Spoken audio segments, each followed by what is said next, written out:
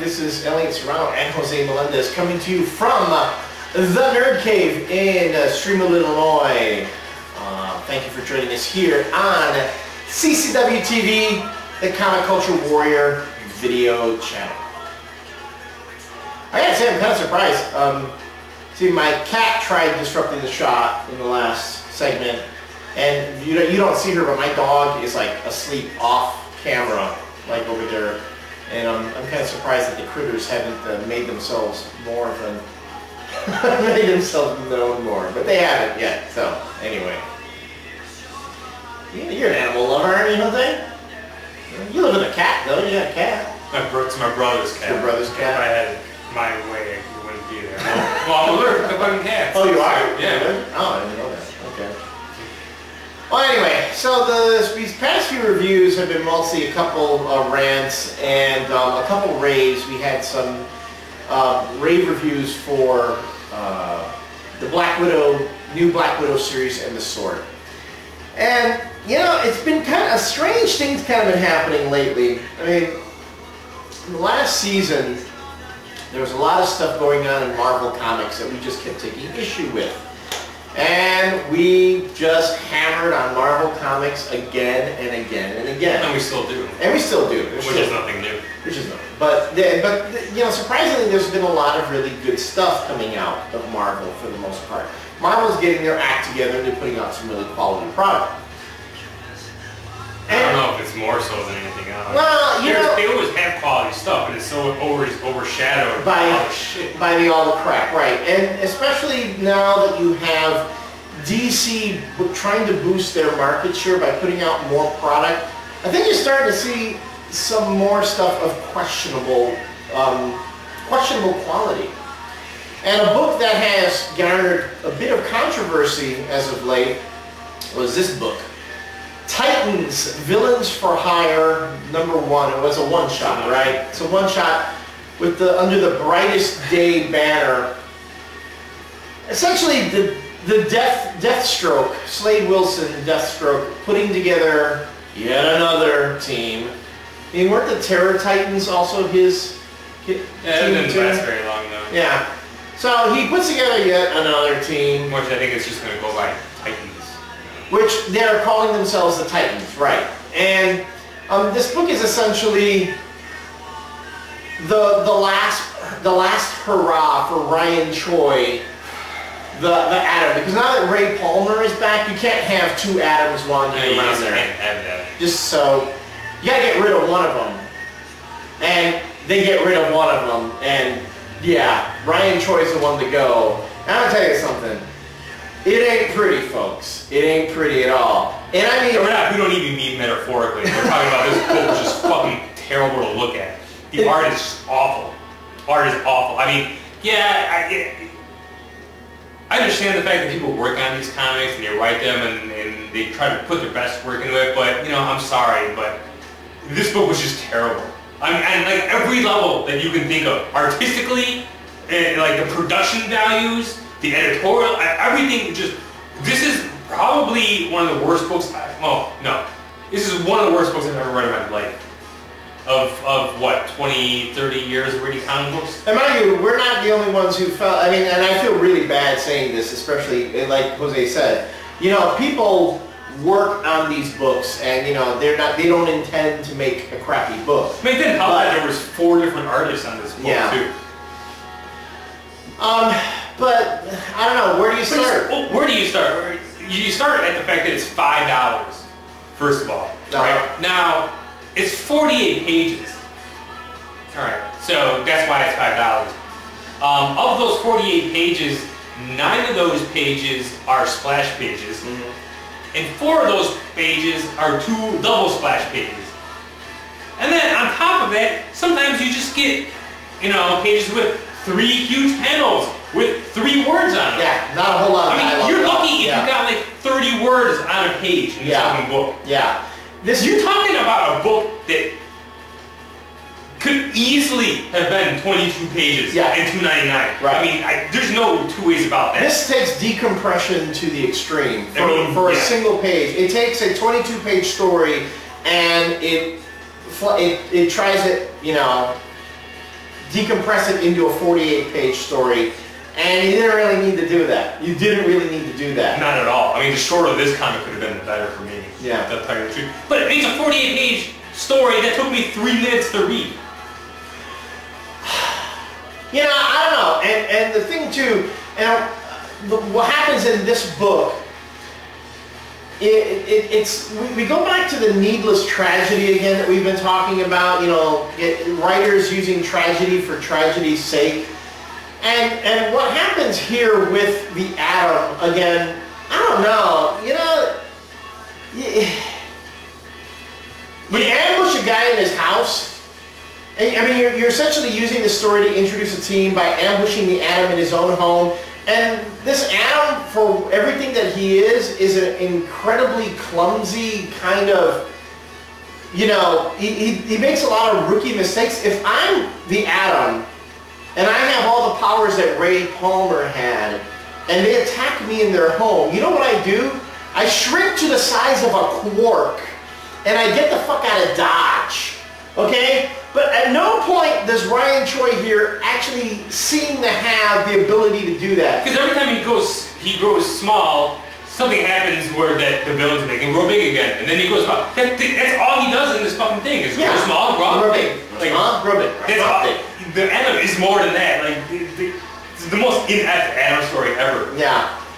And I'm looking at these pages here. Some of this artwork that I'm going, I mean, man, this looked like these were some artists who had, like, this is their first shot. Well, you know, like, Mike Mayhew has been around for a while, but I don't like that guy's stuff at all. So, you know, he's kind of the veteran of this group, I think, and it doesn't really help that that's the best artist that they have on here. Well, the artwork also it's kind of all over the place. The styles keep changing, the coloring keeps changing, the way the inking looks. You know, it's not consistent at all for the story. And you know what? I'm going to be honest with you. Dark Avengers is gone, and thank God it is. I didn't need a Dark Avengers in the DC universe. And this is what this reads like. It reads like Dark Avengers. Exactly like a Dark Avengers book.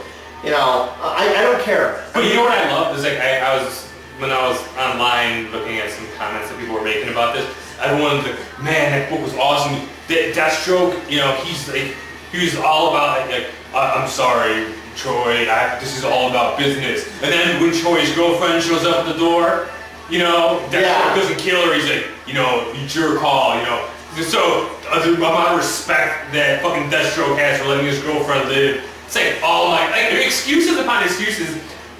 I'm sorry, but if you defending this, you're the same fuckers who defended Dark Avengers. And you're also the same bullshit that went on in that book. I'm sorry, and I don't know why the hell Ryan Choi, the moment he gets, they let him go to the door and the girlfriend's there. Why do you run? Run, shrink, go, or grab the girlfriend, shrink, go, and get the hell out of Dodge. No, but then they would have killed his girlfriend too. It's like, oh my god, Yes, man. It's just a messy fucking story, just from start to finish. This did not need to be $5. This did not need 48 pages. The story didn't even need to be told. No. And to me, this is, I guess, what really brings us into the last rant is this a sign of things to come from DC? Okay. This is something that we would have totally, Yeah, no, but this has been going on in the Teen Titans books for years. That's all Teen Titans and regular Titans, that's all they've been, is fucking killing people. Gratuitous. When you have Wonder Dog from the Wonder Twins. Oh yeah. Like, eating that, like, people, like, really? Yeah. Then that was in Teen Titans. Yeah. That's all this book has been, is a bunch of bullshit. One of our commenters on the blog pretty much came out and said, this book just needs to be fucking canceled. They just need to cancel these books, like, take them back to the drawing board until somebody who cares about good comics and good characterization and good stories can actually take over on the book. And there's no parental advisory on it either. Yeah, which I don't get at all. You had some, you know, really, I mean, you got Deathstroke running a sword through somebody, blood flying everywhere, and there's no, you know, parental advisory. I mean, I'll give Marvel this. They would have put a parental advisory on it. Mind you, it would have been really small. You wouldn't have been able to read it because it would have been part of the UPC. But at least Marvel would have put it on there. I'm just kind of concerned. I'm concerned now that this whole battle for readership is causing them to up, you know. Oh, we already talked about the bullshit that went on in that Justice League Cry for Justice. Yeah. I mean, this is right up there with it, and these are only a couple months apart. Yeah. And I don't know, you know, and this is supposed to be, we're supposed to be seeing that stuff go away, now we're supposed to be the heroes. And it's funny you say that because when everyone assumed, like the fans, everybody assumed that Brightest Day was going to be finally, you know, light-hearted stories coming back into DC Universe, and all that depressing bullshit is going to go away. Jeff Johns in DC came out after people were saying that, no. Brightest Day is the name of a storyline that we were doing. It is not reflective of the content at all. They came out and said that, and they were probably talking about this kind of bullshit. Because this was in a pipeline. Yeah. They wanted to put the kibosh on that, saying, no, it's just it's the title of a storyline that's going on. It has nothing to do with the content. And it's just like, man. I don't know. Then I don't know why you call it Brightest Day then, because if it's the brightest day, well, if you read the first 2 issues night, of Brightest Day, there's still some depressing bullshit going on there too. Well, why do they call it Brightest Day? I don't know. What? How many people bought this? I'd be curious to see what the sales are. I know you posted on the blog a while back with the top sellers. There were some good things going on. Well, I know last month in April, DC had 4 of the top books. There was Green Lantern, Brightest Day #0, Flash #1, and Batman and Robin. Batman and Robin, which are pretty, you know, pretty good books. Mm-hmm. You know, I'm just wondering again. My fear is this battle for the market share.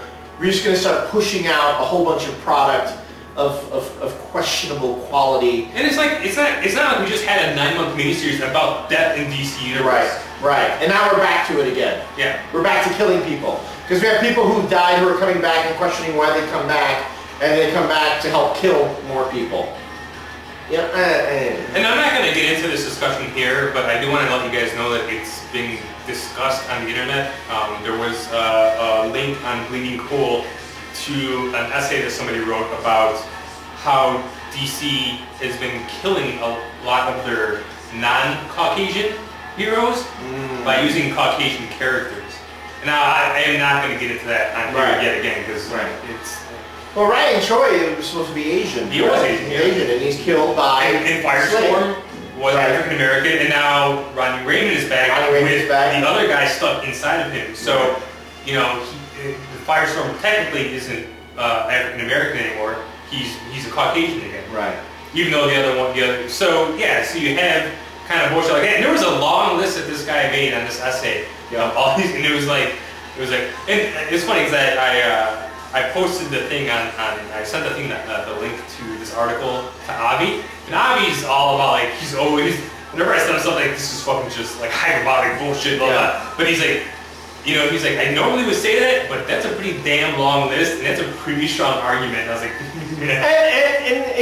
which brings us back, I know, a lot of times these things just can't seem very coincidental, because I know, remember when we would talk about how women would get killed in Bendis books, it seemed like Bendis always seemed to save those shock moments and the violence against women, and you would get a lot of outcry about that, saying, well, it's not that Bendis hates women, he's just treating the female characters like you would treat any other characters. But he only seems to do that to female characters. You know, so now it seems like there's this trend going on, and it's not, maybe it's not a case of intentional. Right. I see. I'm not saying it's intentional. I'm not saying that at all. But there is a trend, and you really kind of need to, when you see these sorts of things going, and that's what really, it's incumbent upon editorial to keep track of these things. They're supposed to know what's going on in these stories, and at the very least, they should be saying, you know what?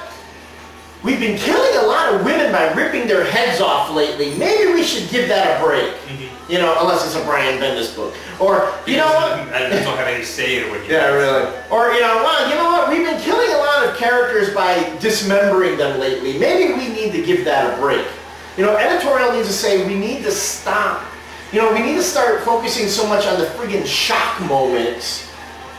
Hey, that's the only reason that this comic probably exists. There's no way that this comic does not exist for that shock moment. For the shock moment. No other reason why this comic exists. This comic exists to kill the character of the Atom, to make, you know, bring back Ray Palmer, get rid of the Ryan Choi character, $5 and establish this new team, which, and I'll be perfectly honest with you, I, quite frankly, have no interest in reading this book. No, I have no interest in it. And I thought, like, Tattoo Man, like, redeemed himself in Final Crisis. Yeah. And no, not anymore. Osiris comes back. I'm like, all right, cool, because I liked Osiris in 52. But now he's a villain again. No. It's just like, you're getting these characters that I had some kind of interest in, and you throw them into this kind of bullshit. I don't want... The Dark Avengers are finally gone. Yeah. The last issue, I'm done with that kind of bullshit. That bullshit didn't even exist in the industry. I guess we're not done. I guess DC just takes up that mantle and runs with it. Dark Avengers was their top-selling book for a while there, too. So, I don't know. I'm just annoyed. I just, quite frankly, am annoyed. I'm annoyed. Are you surprised that we're annoyed? You're really surprised because every week we're annoyed with something. But this is just, like, some people mentioned this on the blog, and I didn't read this initially with the books that I bought, and the stack that I took home to read. But I had some free time, and like I said, it took me 3 minutes to read, and I was like, alright, what's all the hubbub about? And I read this, and I'm like, god damn, man. Like, that's exactly what I thought. Like, fucking piece of shit. It wasn't, I mean, I'm sorry, but it wasn't even very well executed. No, like I said, the production of the book, it was just terrible from start to finish. Everything about the book was just awful. The writing was terrible, it was awful, the art was awful. I mean, the biggest disgrace of all is that it's $5. Yeah. $5 for probably the shoddiest comic in years. I'm sorry. And I've read a lot of Bendis $5 books. At least Bendis gives you more words for your money. Mind you, they're kind of just repeating everything over and over and over again. But, I don't know. I know we're going to catch crap for this. We've actually been spending more time criticizing DC than praising, but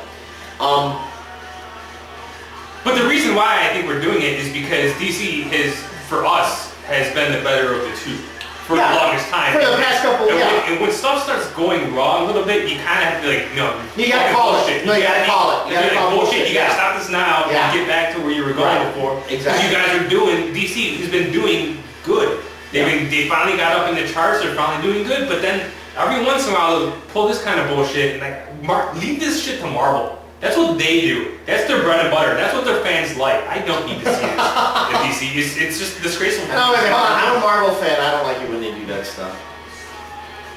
I'm just saying, it doesn't need to be, in this battle for the market share, again, the collateral damage of it is these books.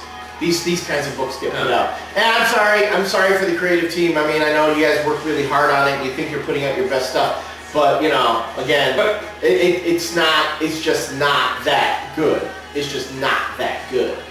You know, and again... I mean, at least, you know, if there's a story behind this, like Dwayne McDuffie had, like, where it was the mandate, and you know, McDuffie couldn't find Squid and JLA, because every other week there was something going on where he couldn't do, he was told to do something. Now, if that was the case with this, alright, but, you know, come out and say it, because if my name was attached to this book, I'd be pretty fucking embarrassed. I mean, I'm looking through this book, and there are a lot of multiple, you know, lots of pages, panels here, where, again, you know, double page spreads. I mean, and there's just not a lot of dialogue going on here. And I don't see the point behind, again, all this kind of decompression going here. You don't need this many pages to tell the story. And then when you get again to the double page splash of the death of Ryan Choi, you've double page splashed this book to death. I mean, there's no drama to it. You know, this feels like a story that, you know, just got padded out. It didn't need to be 48 pages. And as a writer, I know, you know, when I sit down and I write something, I treat those pages, those panels like gold, because I know I only have so much space and so much time to tell a story. And if my editor tells me you have more time, you have more pages, you got to stretch it out, well then you know what? I need to come up with a new angle. I need to come up with a way to follow these characters, and this didn't really seem to do it. You know, again, it just seemed. And if you can't do it, have some fucking integrity to say I can't do it. I can't put my name on this. This is not going to be good work. No. So I don't know. I mean, it's bad. Maybe it's bad form to, you know, It is bad form, but I agree with that on our part. I mean, like I said, there are creators working on this, but they have to think twice about doing that. Yeah. I mean, they really do. On the other hand, it's a paycheck too, though. So, you know, still would like getting paid. But, I don't know. Well, we know what happens when artists and writers just do stuff for the paycheck. You get stuff like this. Yeah, I guess you're right. Yeah. And next week I will be writing something. I will be writing the new Titans Together. Or 5 more Titans will die. For 5 more Titans will die.